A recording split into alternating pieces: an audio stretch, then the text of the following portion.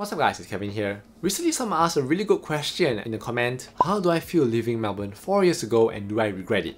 Whew, that's a really big question and requires a lot of retrospection and introspection of my life. I'm gonna say, long story short, no, I actually do not regret leaving Melbourne 4 years ago, and I'll tell you why. For those of you who don't know, I was actually living in Melbourne 4 years ago from 2015 to 2018, total of 3 years, when I was aged 20 to 23.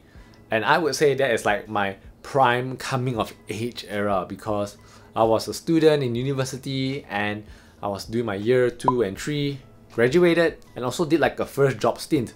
So it was me like entering out of the student life into so-called adulthood. And of course, to be in a place like Melbourne, which is like so thriving and livable, everyone just wants to go there. Kind of foolish for me to come back and also to leave a place like Melbourne. Why would you do that?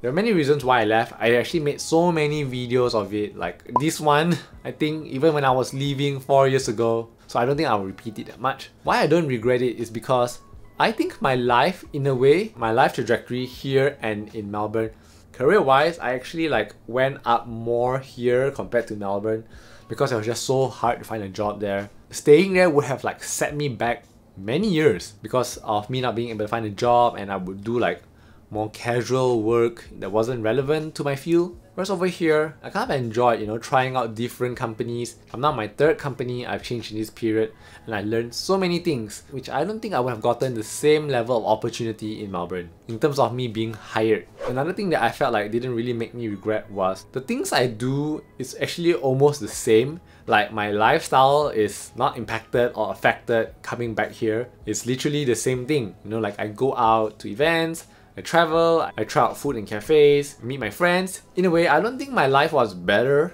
in Melbourne compared to me being in Malaysia. In fact, I think being here, I've done so many things the past 4 years. Yeah, it's a lot. And even until now, there's still so many things I've yet to do. So my lifestyle and way of life, I think would have still kind of been the same. On the other hand, what I do miss about Melbourne is just the standard of living in the country. The enviable currency is much stronger over there. Quality of life, yeah, definitely higher. I also really do miss my own independence time. When I was a student, I just did whatever I wanted to do.